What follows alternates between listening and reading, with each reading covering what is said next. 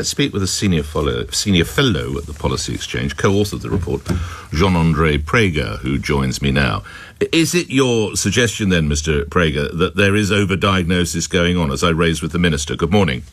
Morning, Nick. I think what the suggestion is that there's been concept creep in some of how we think about mental health conditions, and what we think is that given that the societal norms, I think, have shifted, our provision needs to also shift.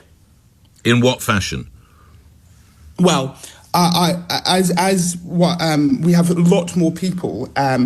One on disability living allowance, child disability living allowance, obviously claiming SEND support, and in need of mental health provision in the NHS. We have systems that were created for very small groups of people and that now are unable to meet the demand or indeed support these individuals in the proper manner. From whom did you get the evidence? Well, we've looked at a number. Well, we spoke to a number of people with interviews. What sort of people, Mr. Prager?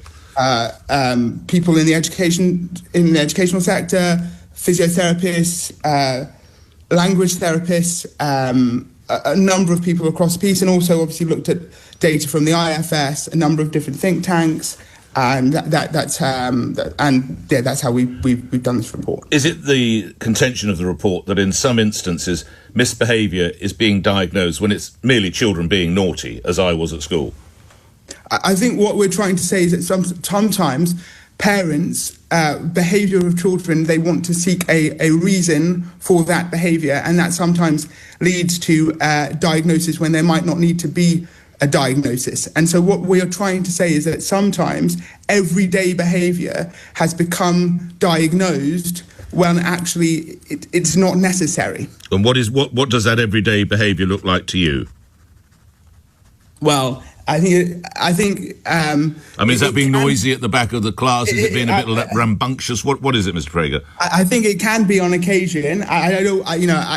I think everyone's different, but my macro point I'm trying to make is that I think on occasion we, yes, everyday difficulties become medicalised in ways that are unhelpful, one, to provision for children, but also for the state and how we actually support people in the ways they might need to be supported. Therefore, the most acute needs sometimes don't get supported properly. Were you and your fellow author able to look at how we stack up compared to other European countries?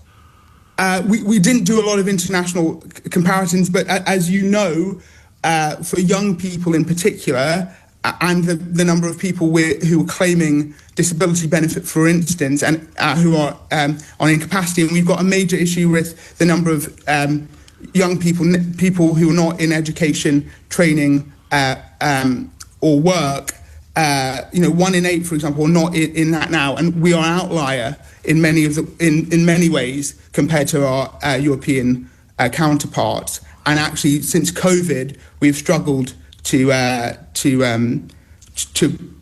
rebuild at the same level of some of our European counterparts. Grateful for your time, Jean-André Prager. Thank you. You're Senior Fellow at Policy Exchange. You're the co-author of this report we're discussing, which is titled Out of Control, because that is their contention.